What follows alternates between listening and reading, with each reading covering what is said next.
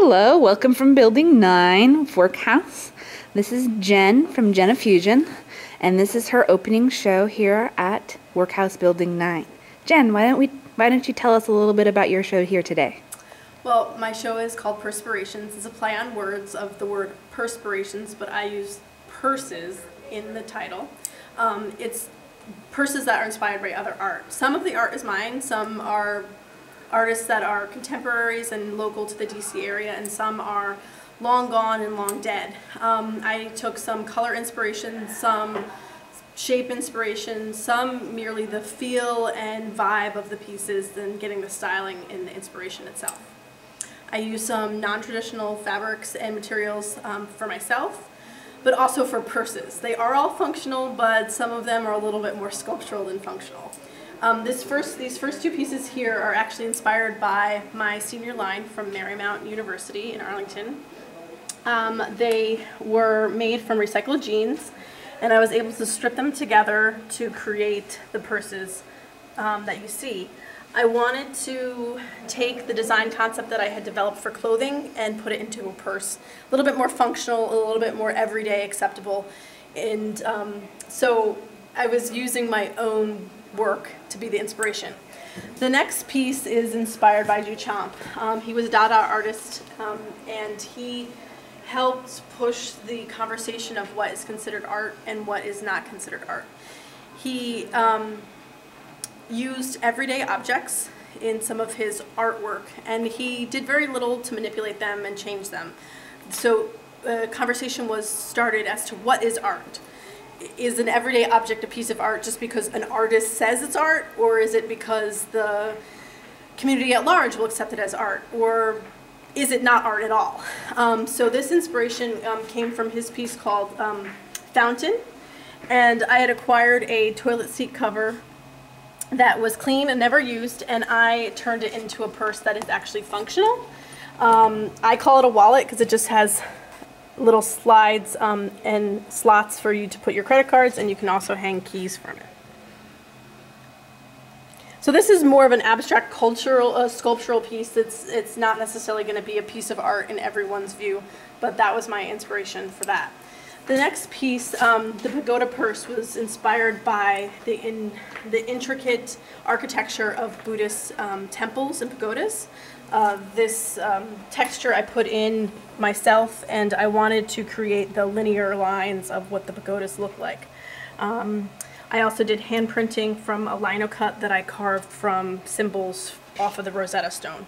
I wanted to, again, make it functional, so I put a pocket on the back. And so all these purses, although they're very artistic and they came from a place of art, they are still functional. The next whimsical piece is not maybe as functional, but it was inspired by Degas' dancers, and I always loved the tutus and the beautiful female forms that he would reproduce in his paintings, so I wanted to be able to reproduce that kind of idea, and I literally did that with almost making a tutu off the purse. I also mimicked a lot of the colors that he used, and kind of the very, watercolor-like backgrounds that he often would connote, movement and kind of a feminine sensuality. So I wanted to utilize that too.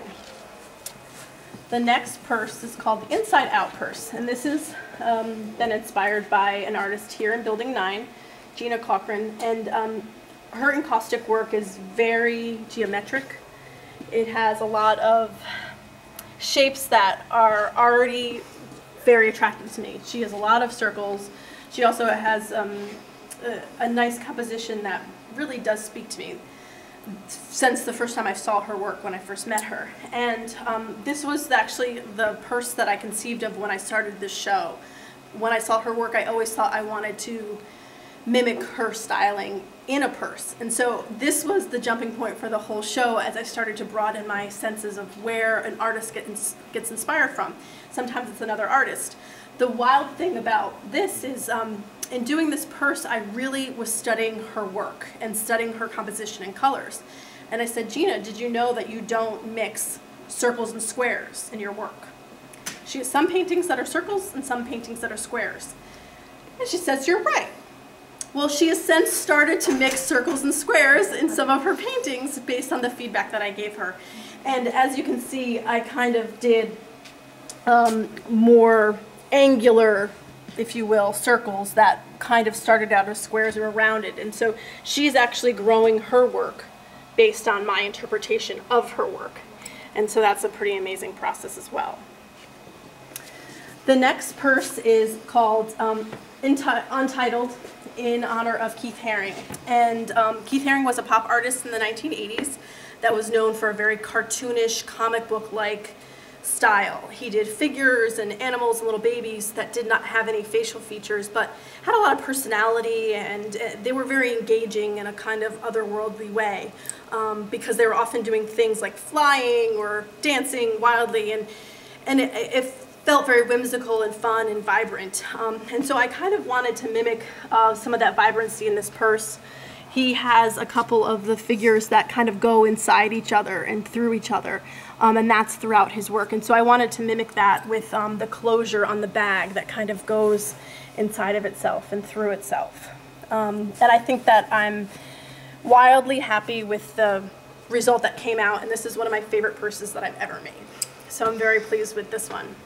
The next purse is called the Gotta Dance purse, and that was inspired from two different directions.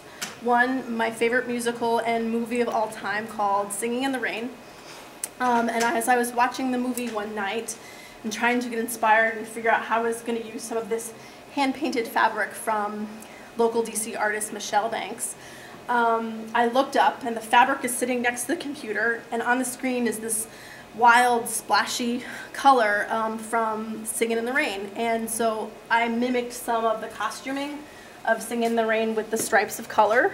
And I also mimicked some of Michelle's work with the cutouts and the interplay of circles, which she also uses a lot in her work as well.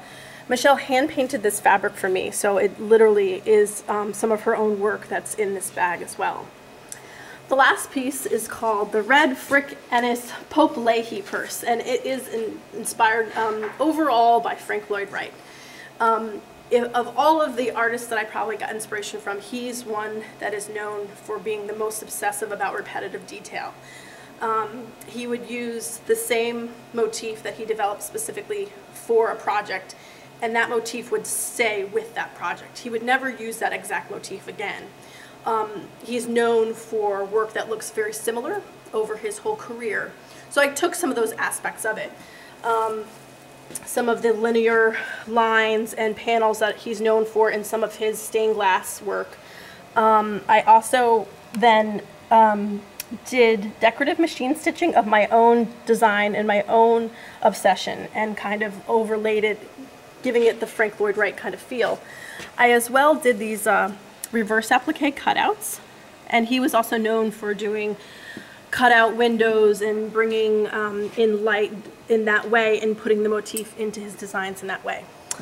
Overall, I'm very happy with the success of the show in terms of getting the idea forth in terms of the Pursepirations and actually being inspired enough to make these purses. Thank you, Jen. This has been Sarah from Building 9 signing off. All right, bye.